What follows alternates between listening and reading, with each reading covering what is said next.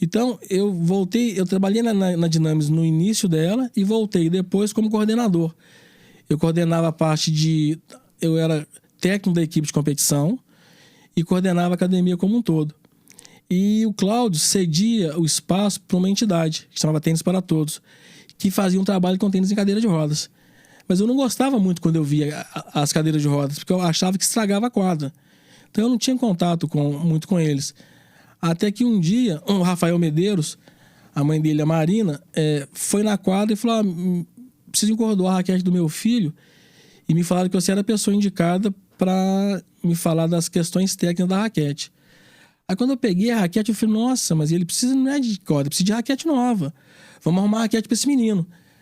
Aí eu ajudei ela a conseguir a raquete para ele. Aí, pouco tempo depois, ele e mais um outro jogador iam participar de um Master no Brasil e me pediram para dar treino para ele durante uma semana. Eu dei esse treino e quando terminou o treino, ele veio falar comigo que ele ia ter que ficar sem treinar dali para frente, porque ele ia fazer um curso e que era no horário que ele dava treino, que ele tinha treino na ONG. E eu falei: gente, esse menino não pode parar de jogar. E a gente tinha toda uma logística montada de transporte para academia. Eu falei: vem fazer um treino amanhã. A van vai te pegar em casa, vai te trazer, e você vai fazer um treino junto com a equipe convencional nossa. E eu falei com os professores que trabalhavam comigo: não, se der certo, a gente vai botar esse menino junto com os meninos. Eu queria ver qual que seria a reação dos outros meninos com o Rafael, que era um deficiente, um paraplégico. Só que, para nossa surpresa, quando o Rafa chegou, todo mundo recebeu ele muito bem. E ninguém se espantou, todo mundo queria sentar na cadeira de roda dele. Eu falei: opa, tá dentro, né? Vamos trazer o Rafa para dentro. Aí a gente trouxe o Rafa para dentro. Mas a gente não tinha a menor noção do que era tênis em cadeira de rodas, de regra, de nada. Então, que ano que era isso? Isso tem 12 anos. Tem 12 anos, não é tão relativamente recente, né? Recente, mas pouca coisa escrita, pouca coisa divulgada, não tinha curso. E para mim era um universo completamente novo e desconhecido. E de novo, como tudo aconteceu, a gente botou o Rafa para dentro sem a menor pretensão de nada. A gente só queria que o Rafa não ficasse sem praticar o esporte dele, sabe? Então a gente não tinha conhecimento de Paralimpíadas, de esporte paralímpico, que nome que se dava. A gente só dava treino para ele. Até que eu fui na primeira competição, que eu fui ver ele jogar em Vitória, que eu falei: nossa, nós estamos treinando tudo errado. Com cadeirante não pode ser assim. O Rafa ia fazer 18 anos. Com cadeirante... Você tentava trazer o treinamento convencional para cadeira de roda, totalmente diferente. E aí eu fui conhecendo as particularidades. Aí que eu fui começando a entender de lesões, de limitações, de sequelas, de deficiências. Porque imagina, 7ª série, eu, para escrever um texto certinho, eu usava o corretor ortográfico. Então, não tinha conhecimento de nada dessas coisas.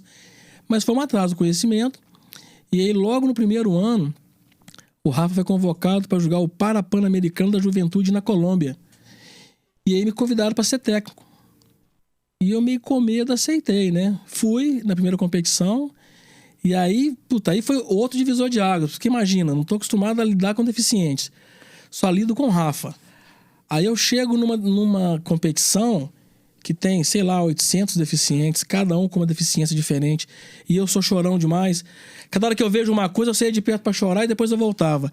E ia ali, entendeu? Então, dessa competição, eu nunca mais saí da seleção. Você chorava por quê? Eu choro até hoje, à toa.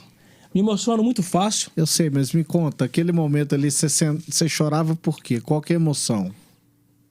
Aí... Não, mas pode chorar. Sabe por que eu tô te perguntando? Porque é o seguinte. Eu acredito que na vida dessas pessoas aconteceram diversas dificuldades, certo? Mas você chegou ali naquele momento, naquela primeira competição da Colômbia e tudo mais.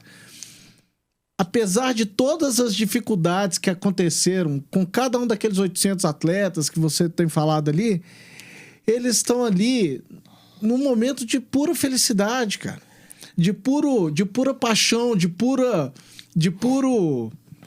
realização de algo diferente, entendeu? O que acontece com eles, você nunca vai ver eles reclamar de nada. Isso. Mas para quem tá tendo o primeiro contato, você vê uma deficiência... E quando a gente fala, só para fazer um adendo aqui, quando a gente fala eles, não quer dizer que é diferente da gente. Não. A gente são pessoas Sim. que têm alguma deficiência, Sim. que são seres humanos da mesma forma, que a gente respeita e trata como igual da mesma forma. Porém, eles estão ali dentro da classe deles de fazer Sim, eu acho que a minha emotividade vem do jeito que sempre foi tudo na vida, sabe?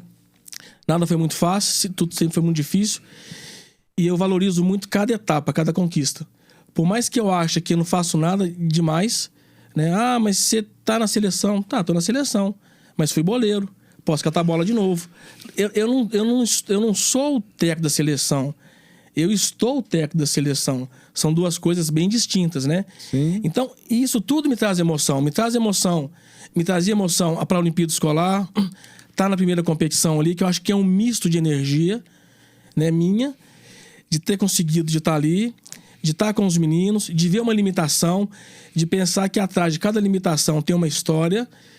E é interessante porque eu sinto a energia. E quando eu assusto, eu já tô chorando. Então eu chorei. Abertura para Pan-Americano de 2011, em Guadalajara. Eu chorei na abertura e no encerramento de Londres. Quando a gente esteve em Londres em 2012, a gente ficou 30 dias, 11 dias de aclimatação, 15 em Manchester. E aí, depois a gente foi para Londres. E na época eu estava bem, eu corria 10 km todos os dias. Cada dia eu saía correndo para um lado. E aí, num dia de folga, eu fui ao Wimbledon. E aí, a turma toda estava ali. Quando nós chegamos em Wimbledon, todo mundo entrou, eu fiquei. Olhei e falei, não, pera aqui você não entra assim, né? Então, ou seja, essas coisas para mim têm um fundo emocional muito grande. Até hoje, os atletas me perguntaram, mas você tá chorando por quê? Eu falei, cara, se eu for te explicar, eu não sei. Me dá vontade de chorar e eu preciso chorar. Eu acho que nessas horas eu não posso conter, eu preciso... Então, encerramento do nosso torneio, todo mundo já sabe.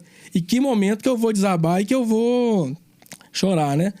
A gente faz um treinamento com os meninos no sábado à tarde, que todo dia é a mesma coisa. Eu me seguro, eu saio de pertinho, mas então... Aí volta lá atrás. Então foi assim, eu fui pra Colômbia com o Rafa, só que a hora que eu volto da Colômbia, eu já começo a entender das coisas. Já tá com o coração aí eu já sei mudado. já sei a parte técnica. Já sei até onde o Rafa pode chegar, o que ele consegue fazer, o que ele não consegue fazer, o que está escrito, né, nos livros que ele não daria conta de fazer. E aí a gente fala assim, não, o Rafa vai fazer.